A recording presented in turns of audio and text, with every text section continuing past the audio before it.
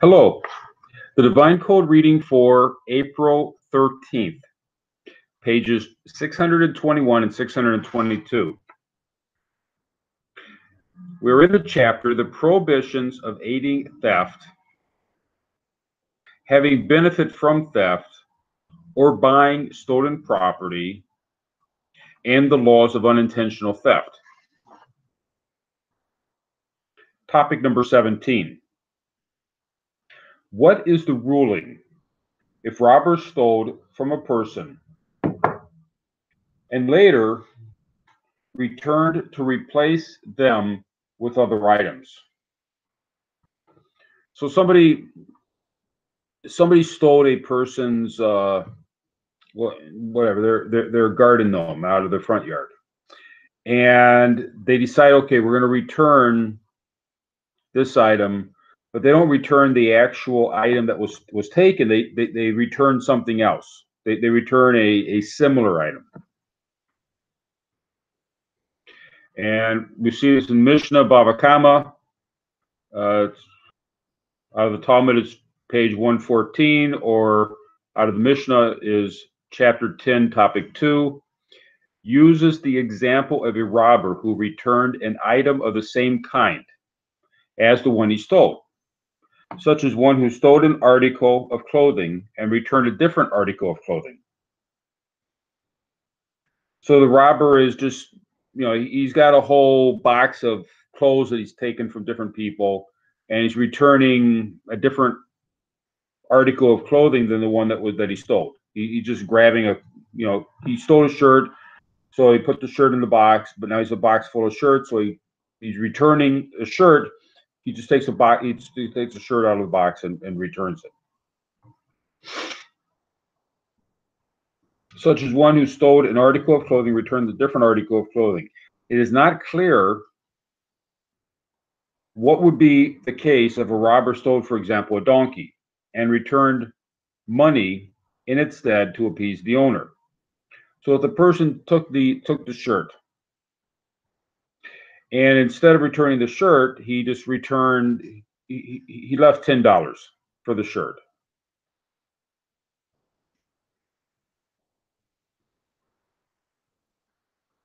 It seems that the permission given to take an item from the robber that is comparable to the one he stole is because it is like saving money from him. Therefore, there should seemingly be no difference in regard to what item is returned, even if it is a dissimilar item. So, for whatever reason, the robber decides to return money or the compensation. The problem is that what he's returning was probably stolen from somebody else. Even the money that he's returning for compensation is he probably took that money from somebody else, or the article of clothing, or whatever it is. If he took it from somebody else, is the victim in this case allowed to receive it and use it? In this case, where it's being almost like it's being exchanged.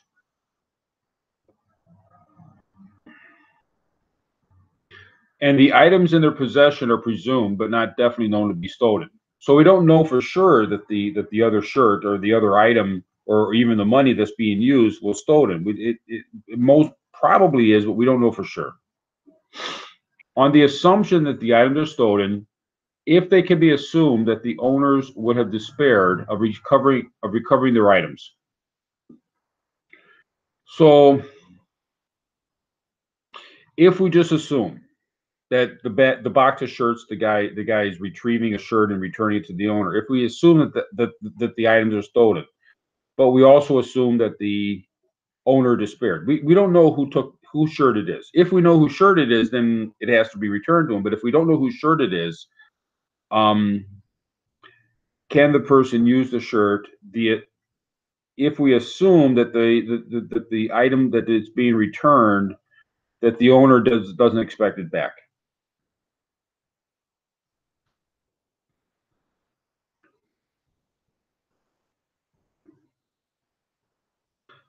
It is permissible, in that case, it is permissible to accept these items in exchange for what was stolen from him. So the person no longer has that, the thief no longer has the shirt. He's going to return a shirt. He's going to return an item. He doesn't have the original item. He's going to return something out of his box of stuff.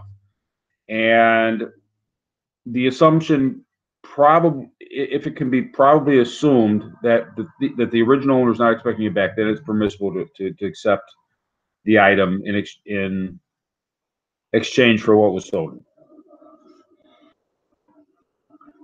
This is not considered benefiting from theft because, first of all, the robbers gave the items to him in exchange for what they stole from him. So this exchange is like a sale. And two, it is not certain that the actual item being exchanged was stolen. So it's not like he's buying, well, in the case of if it's like a sale, it is almost like he's buying it, but it's like it's like in the case of extortion, the person, he doesn't really agree to it, but then he agrees to it after the fact because what else is he going to do?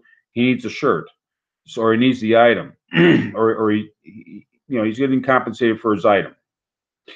So it's not exactly the same thing as him directly engaging in the sale. There's no identifying mark. That there's the owner's name is not inside the shirt. There's no identification. There's no way of telling that who the shirt belongs to. And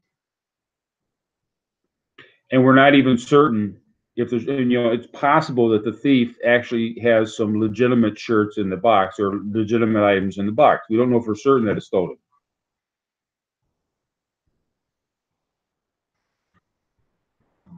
This means that since the victim of the theft is receiving a similar item in exchange for a stolen item, it is considered a sale and change of jurisdiction. Since the original owner of the returned item probably has despaired, the receiver acquires it legally. Although there is a prohibition involved, namely benefiting from a person from whom most of his possessions have been acquired through theft, nevertheless, since the victim does not know specifically that the item was stolen, he may receive the reimbursement for the value of his stolen item from the thief. So he does not completely lose out. So this is a gray area. The items that the thief has in his possession, we don't know for sure. There's better than 50-50 chance it is stolen. It's, probably 90-10% chance it is stolen. But because it's a gray area, normally we would not want to benefit from the thieves' items. Because in the gray area, we want to be more pious, and therefore we lean towards, we err on the side of stringency on a normal case. However, this case is where the other person is a victim. The person that's receiving the item from the thief is a victim to begin with, and is receiving a compensation for the theft that occurred to him. And therefore, because it's a gray area, in this case, we're leaning towards leniency and allowing the receiver to benefit from the item that most likely, but not certainly, but most likely is stolen.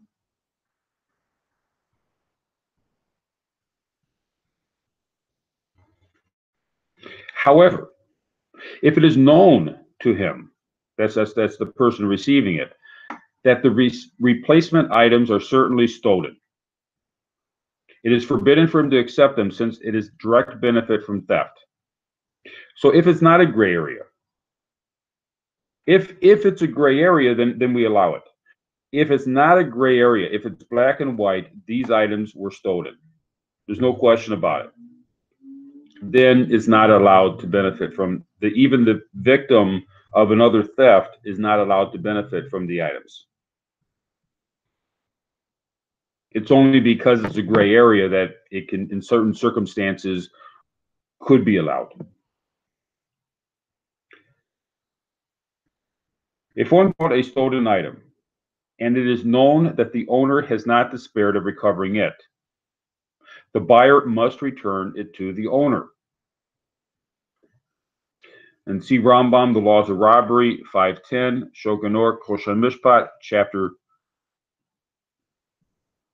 Chapter 369, and Shokanor Karav, Laws of Robbery, topic 14. So this is a basic thing within all of this, is that if the owner does not despair, the owner expects to find the item. He's not giving up and finding his item, and he's holding out, and he's saying he wants to. It's different if the owner despairs and he's given up hope of finding it. Then, if it's found in the hands of the thief, it's still returned. But if it changes jurisdiction in the meanwhile, and now a third party has it, only if the owner still expects to find it back, then the person then it still belongs to the owner, and it has to be returned to the owner. But if the owner had despaired and then it goes to a third party, then it belongs to the third party, and just the thief has to reimburse, the original thief has to reimburse for the value of the item.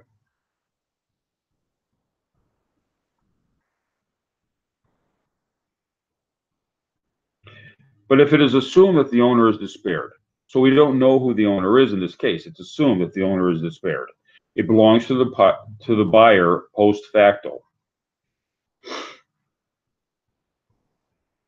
And that's Imri Yaakov, topic 102, on Shokanor Karav, Laws of Robbery, chapter 14. Nevertheless, it is praiseworthy for the buyer to be stringent and return the object to the owner if possible. So if this is also a gray area with regard to whether or not the owner despaired. The owner can say after he had actually, he can say after logically he would not have despaired. Logically he would have despaired. A certain amount of time had gone by and he never expected to see his garden gnome again. And logically he should have given it up, and he doesn't tell people that he is still looking for it. He's not publicly looking for it. And then the garden gnome shows up at that was sold. He can then, if he claims that he owned it, that he expects it, that he always expected it back.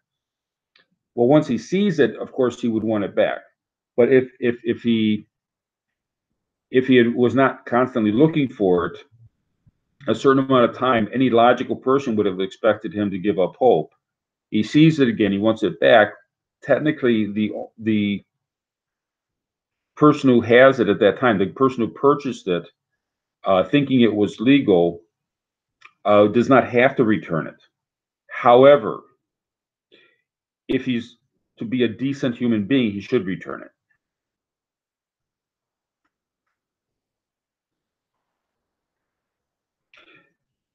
Topic number 18. If one gives a vessel to a craftsman to fix, and the worker returns a different but similar item, it is permissible for the owner of the original item to take this new item from the craftsman, since it can be assumed that the craftsman has permission to sell the item from the previous owner. So this is in certain industries, certain businesses, where it's not uncommon to, a person doesn't care about the specific item he's getting back. He has a broken car alternator, and this is not unusual in the United States, where these things are reconditioned, and then there's sort of a turnaround. They get swapped out. A person gets an alternator there.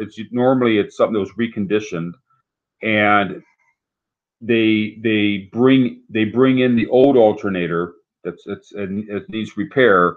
They're given a new alternator right away because it takes a while to repair the alternator, and usually it's taken to a shop somewhere, and it might take a while for it to get back. So the person just wants the alternator for his car. He doesn't care about getting the specific one back. So in that industry, they will take the item, repair it, and then put it back into circulation. But because the person needs the item right away, so they take an old one that had been reconditioned, had already been fixed, and it's in good working order, and they give that to the person, and the person pays for the repair car. They pay for the cost and all that. They pay the price for it, and then they give back the old one to be then recycled back into the system for the next customer. So in that kind of an industry where the repairmen do that, that's acceptable to take that because it's just assumed that's how they did it.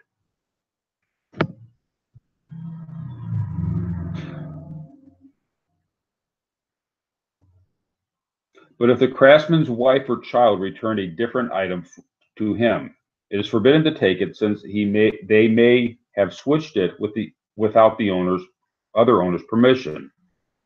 So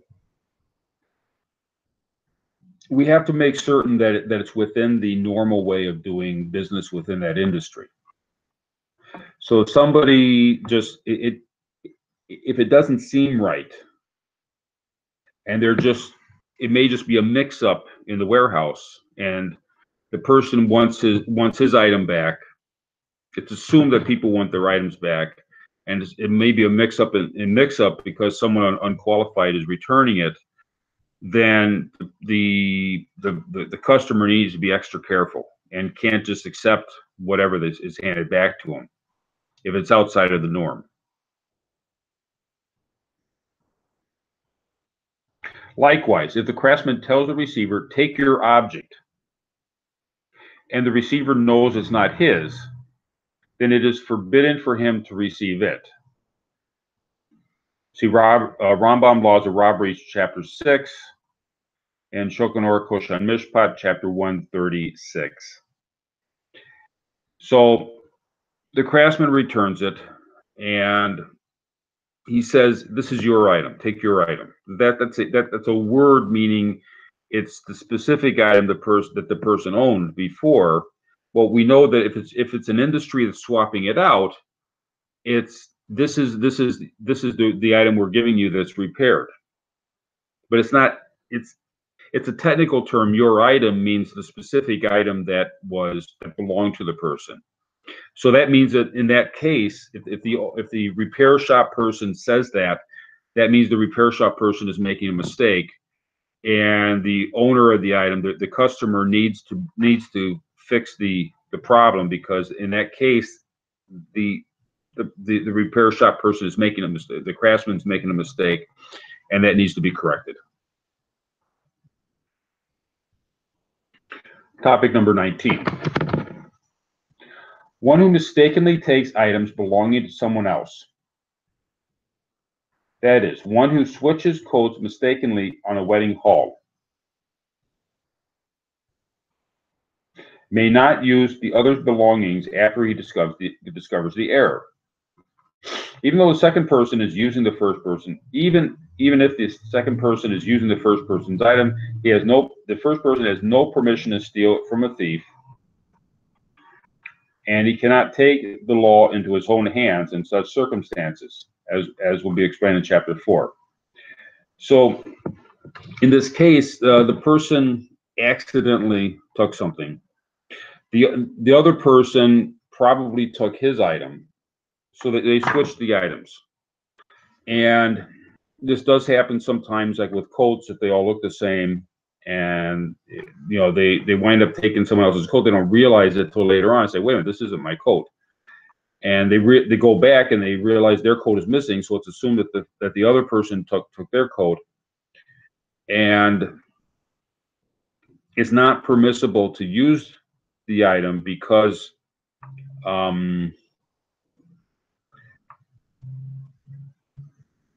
it's not permissible just to keep the item and use it, because it doesn't belong to the person. And they can't justify it by saying, "Well, the other person has my coat." At this point, they haven't had the opportunity to interact with the other person to fix the problem. So the question is whether or not it's permissible to use the coat, and it would not be, because they're using somebody else's property. Even if they're using your property, it's not permissible. And when they say from a thief, it doesn't mean the other person was purposely stealing. It just means that, that was they may have accidentally taken it also. So it doesn't make the person a purposeful thief, but it makes them a mistaken thief. They stole something by mistake. If the second person asked for his item to be returned without returning the first person's item, the first person must do so despite the fact that his item was lost. See Shokanor Koshin Mishpat, chapter 136, and Shokanor Karav, Laws of Robbery, topic 30. So there's an obligation to return the stolen item, even if it was done by mistake, and even if the person lost his own item. So his own item is out there. It could even be that the other person has his item, and because it belongs to just because one person has an item does not mean the other person can refuse to return it. Each person has the separate obligation to return the item. And in this case, we don't know for sure that the other person has the item. We don't know where the first person who took the coat, and he doesn't know where his coat is. We think the other guy took it, but we don't know that for certain. And so he can't hold on to the coat that belongs to the other person, even though he's looking for his own coat. He has to return the coat that doesn't belong to him. Rabbi Zalman Nehemiah Goldberg comments, it appears that the statement of the Shulchan Aruch in the preceding footnote, that's a Shulchan Aruch Kosher Mishpat 136, that the person whose coat has switched must return the coat left with him to its owner, despite the fact that he lost his own, only applies when the other person took the coat by mistake and does not intend to steal. If there was an intent to steal, even though one may not take the law into one's own hands, he may hold the other person's coat as a deposit until his own is returned. Now, this becomes tricky because even if if the second person accidentally also, without intention of being theft, neither one of these people are intending to steal, and he accidentally takes the other person's coat. If he holds on to it, both of them, if they hold on to it, is now they become an intentional thief if they hold on to it. So both of them are required to return each other's coats. If one person doesn't return it, does not give the second person permission to hold on to it, this is kind of a theoretical at this point, because if the one person holds on to it, that makes that person, and now he's, even though it was an unintentional theft, now he's an intentional theft. So the idea that it's unintentional theft is more of a theoretical, it's like an impasse. It means that the person has to return it and the other person has to return it. And that's the case. But what if the other person refuses to return it? Then the first person is, if there was an intent to steal, even though one may not take the law into one's own hands, he may hold the other's coat as a deposit until his own is returned. So they're kind of in a standoff at this point. And we might even say that both people are expecting their own coat to come back to them. They expect the other person to return their own coat. And the question is, who's going to return the coat first? And they don't trust each other, so neither person wants to initiate the return of the coat because they don't know for sure if the other person is going to return the coat. So in this case, because they're not trusting each other, then they hold on to the coat and they say, okay, I'm going to return the coat. We need to return that coat. And they kind of, they're negotiating the returning of the coats. They're negotiating because they don't trust each other. He may likewise go to court and demand his coat from the other person.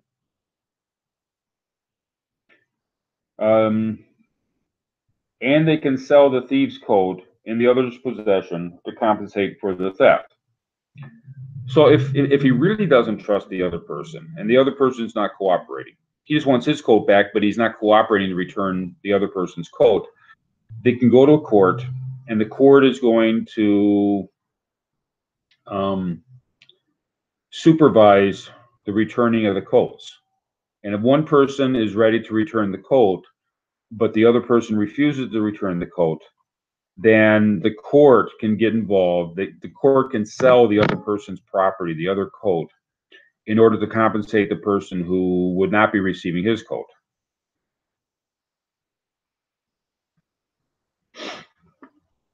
This applies even in the case when its own coat is intact in the hands of the thief, since he cannot since he can just as well say that the coat in his possession is his own. Even if one switched possessions with another by mistake, it appears that each can sell the one he holds for its value, since the other person who took his item intends to pay for its use, unlike the thief who takes the items intentionally.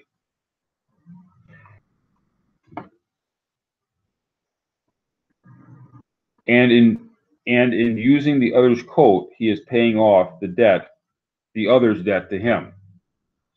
So, and this would have to be under the supervision of the court at this point. They could sell the coats, each other's coats. Why they don't just change the coats back is confusing at this point, but they're not changing it back. The court can supervise both of them to sell the coats and to compensate themselves for the loss of the other person. This again is largely theoretical, because logically they would just swap their coats, and in front of the court it shouldn't be that difficult to arrange a swapping of the coats. It's a lot easier to arrange a swapping of the coats than to go through this whole selling the coat and each person compensating himself for the loss of the coat, or using the coat under the supervision of the court, using the coat as paying the rental fee for the other person's coat. It makes more sense just to return their coats. But this is handling a theoretical aspect here, which they're putting this in here in the book here to explain broader items. We learn from this principles that would be used in real life situations.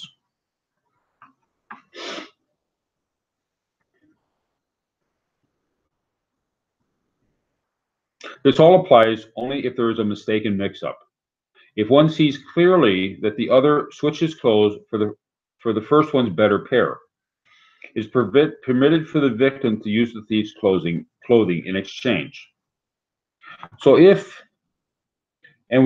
saying that if it's the clothes are basically the same, and they can use the other person's clothes as if it's this basically works the same as their own clothes, then all of this would work. But if one person had a better set of clothes, therefore it can be assumed that the reason the other person does not want to exchange the clothes back is because he likes the better clothes. That makes him a thief. It's not the mistaken anymore. It's not an unintentional theft. Now it's an intentional theft, because he likes the other clothes better. He doesn't want his old clothes back. Then the victim in this case can use the thief's clothes because he needs clothes. And that's been Ish Kai Parshiot Tetzvi, law number 10. Thank you.